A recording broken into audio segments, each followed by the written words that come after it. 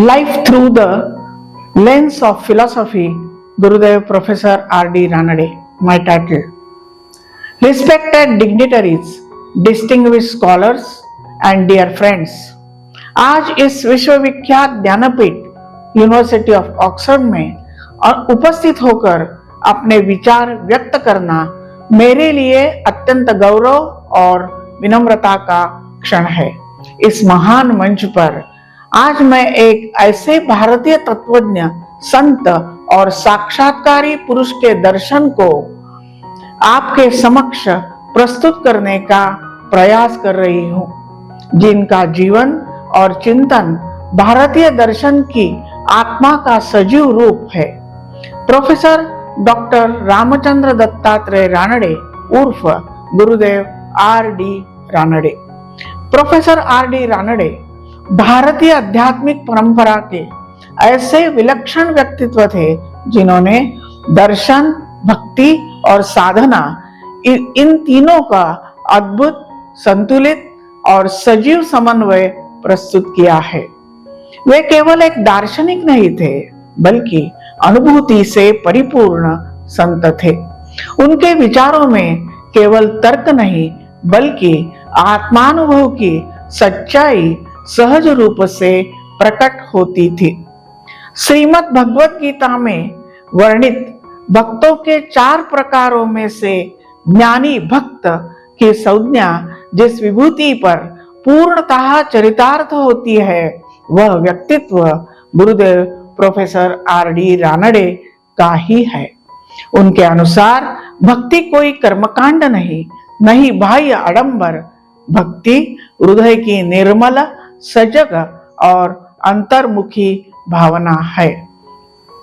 इसी प्रकार उनके लिए तत्वज्ञान शुष्क तर्क वितर्क का विषय नहीं था, बल्कि आत्म साक्षात्कार की ओर ले जाने वाला एक सजीव मार्ग था। उन्होंने यह सिद्ध किया कि दर्शन का उद्देश्य केवल जानना नहीं, बल्कि जीवन को रूपांतरित करना है। उन्होंने दर्शन को पढ़ा ही नहीं, उसको उन्हें जिया है। उनका तत्वज्ञान मूलतः अनुभव पर आधारित था। वे मानते थे कि जब तक सत्य का प्रत्यक्ष अनुभव नहीं होता, तब तक ज्ञान अधूरा है। इसीलिए उनके विचारों में एक जीवंतता, एक ऊष्मा, एक आध्यात्मिक गहराई का अनुभव होता है।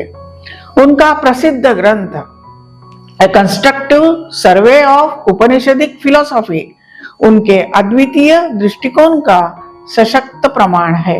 इस ग्रंथ के माध्यम से उन्होंने उपनिषदों के गूढ़ तत्वज्ञान को आधुनिक दार्शनिक भाषा में प्रस्तुत किया। यह केवल एक पुस्तक नहीं थी, यह एक सेतु था जो पूर्व और पश्चिम, परंपरा और आधुनिकता का तथा अनुभूति और तर्क को जोड़ता है।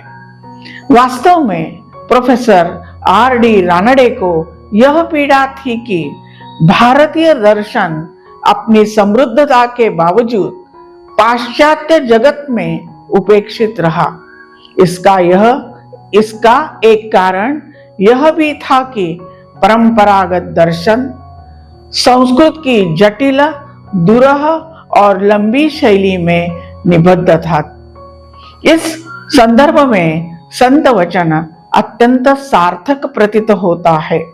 जो साया से सन्न सेवी, ते पकवान ने कैसी जेवी। अर्थात जो शिशु दूध पीने में ही कठिनाई अनुभव करता है, वह कठोर पकवानों का आस्वाद कैसे ले पाएगा। इसलिए गुरुदेव ने एक अभिनव मार्ग अपनाया। उन्होंने अंग्रेजी भाषा को माध्यम बनाकर भारतीय दर्शन को सरल, सुबोध और वैश्विक रूप में प्रस्तुत किया।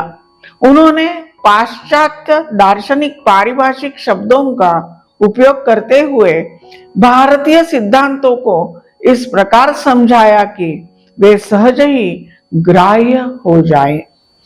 अद्वैत वेदांत के जगत माया है, इस सिद्धांत को उन्होंने अत्यंत सरलता से स्पष्ट किया, व्यावहारिक स्तर पर यह जगत सत्य है क्योंकि हम उसका अनुभव करते हैं, परंतु जब साधक आत्मा में लीन हो जाता है तब यह जगत उसकी चेतना में लुप्त हो जाता है। इस दृष्टि से उसे माया कहा जाता है। नीति शास्त्र के क्षेत्र में उन्होंने यह गहन सत्य प्रतिपादित किया कि बुद्धि कितनी भी प्रखर क्यों न हो, अहंकार उसे आच्छादित कर देता है। इस सत्य को उन्होंने उमा हेमावती के माध्यम से अत्यंत प्रभावशाली रूप में अभिव्यक्त किया।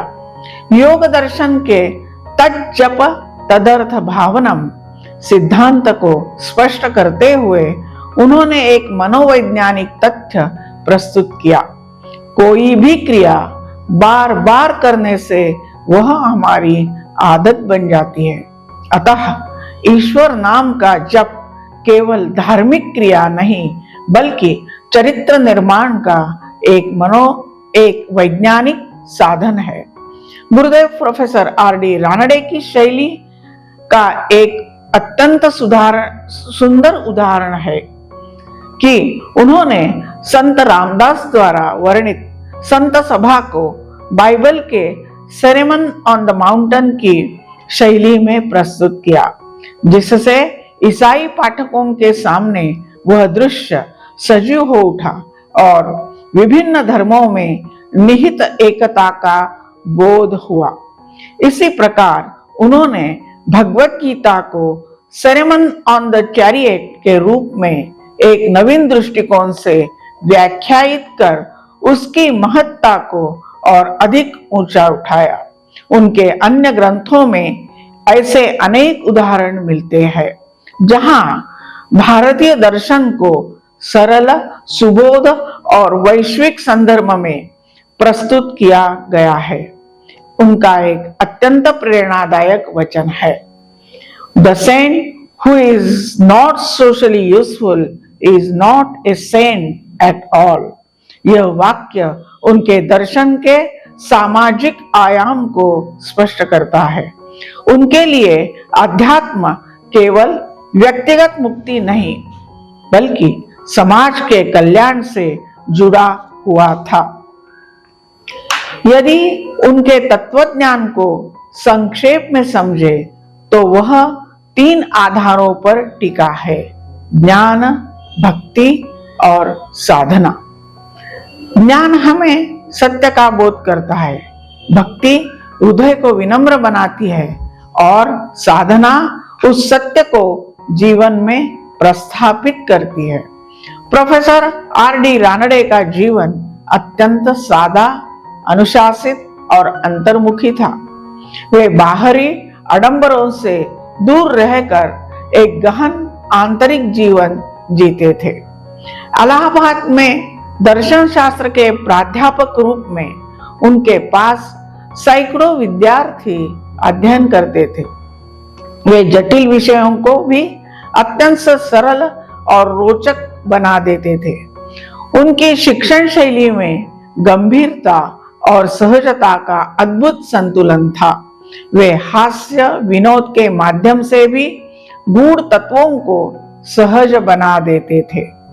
गुरुदेव प्रोफेसर आर.डी. रानडे के शिष्यों का कहना था कि प्रोफेसर आर.डी. रानडे को फर्स्ट पर्सन सिंगुलर का बोध मानो था ही नहीं। आई और मी जैसे शब्द उनके जीवन कोश में मानो स्थान ही नहीं रखते थे। उनका संपूर्ण व्यक्तित्व स्व के सीमित दायरे से ऊपर उठकर पर के लिए समर्पित था। गरीब और प्रतिभाशाली विद्यार्थियों को शिक्षित करना, उन्हें सही दिशा देना और जीवन में स्थापित करना, यह उनके लिए कोई विशेष प्रयास नहीं बल्कि सहज स्वभाव था। वे अपने विद्यार्थियों की केवल शैक्षणिक उन्नति की नहीं बल्कि उनके सर्वांगीण विकास की भी पूर्ण जिम्मेदारी लेते थे। उनके स्नेह, मार्गदर्शन और त्याग ने असंख्य जीवनों को नई दिशा प्रदान की। ऐसे महान आचार्य का जीवन हमें यह सिखाता है कि सच्ची शिक्षा केवल ज्ञान देना नहीं, बल्कि मानवता को उत्कृष्टता की ओर रूपांतरित करने की प्रक्रिया है। उनके जीवन का एक छोटा सा प्रसंग अत्यंत प्रेरणादायी है। जब उन्होंने नया घर बनवाया तो वह उनके पुराने घर जैसा ही था। इसका कारण पूछने पर उन्होंने प्रसिद्ध मनोवैज्ञानिक विलियम जेम्स का उल्लेख करते हुए कहा कि पुरानी आदतें स्वभाव में गहराई से बस जाती है। उन्हें बदलने में अनावश्यक समय और श्रम व्यय होता है। आदतें कार्य को सहज बनाती है, त्रुटियां घटाती है और श्रम कम करती है। मनुष्य अपनी आदतों का दास होता है। शरीर और मन को नया संस्कार देना अत्यंत कठिन है। इसलिए गुरुदेव प्रोफेसर आर.डी. रानडे अनावश्यक परिवर्तन के पक्ष में नहीं थे। वे जीवन में सहजता और साधना की निरंतरता को अधिक महत्व देते थे और इन मानसशास्त्रीय सिद्धांतों को उन्होंने स्वयं अपने जीवन में उतारकर पूर्णतः चरितार्थ किया। उनका व्यक्तित्व विनम्रता, करुणा और सरलता का अद्भुत संगम था। वे जितने महान थे उतने ही विनम्र भी थे। उनका जीवन अहंकार शून्यता का सजीव उदाहरण था। उन्होंने गुरु शिष्य परंपरा को अत्यंत महत्व दिया है। उनके अनुसार गुरु वह प्रकाश है जो साधक को अज्ञान से ज्ञान की ओर ले जाता है। इस संदर्भ में प्लेटो और सोक्रेटिस का उदाहरण अत्यंत प्रेरणादायक है। प्लेटो ने अपने दर्शन को अपने गुरु सोक्रेटिस के माध्यम से प्रस्तुत किया। यह विनम्रता और गुरु भक्ति का सर्वोत्तम उदाहरण है। आज हम एक ऐसे युग में जी रहे हैं जहां जानकारी प्रचुर मात्रा में है, परंतु भीतर शांति का अभाव है। ऐसे समय में प्रोफेसर आर.डी. रानडे का तत्वज्ञान हमें एक नई दिशा देता है। वह हमें यह सिखाता है कि सच्चा ज्ञान वह नहीं जो केवल मस्तिष्क को भरे, बल्कि वह है जो हृदय को परावर्तित करे। उनका दर्शन हमें बाहरी जटिलताओं से हटाकर हमारे अंतर्मन की यात्रा पर ले जाता है। वह हमें यह समझाता है कि आत्मज्ञान कहीं बाहर नहीं, बल्कि हमारे भीतर ही विद्यमान है। अंत में मैं यह कहना चाहूंगी, गुरुदेव प्रोफेसर आर.डी. रानडे का जीवन और उनका दर्शन आज भी उतना ही प्रासंगिक है जितना उनके समय में था। उनका संदेश हमें प्रेरित करता है कि हम केवल ज्ञान प्राप्त करने तक सीमित न रहें, बल्कि उसे अपने जीवन में उतारें। Philosophy is not merely about knowing more, it is about becoming more. आइए हम दर्शन का केवल अध्ययन न करें, बल्कि उसे अपने जीवन में जिए। Thank you.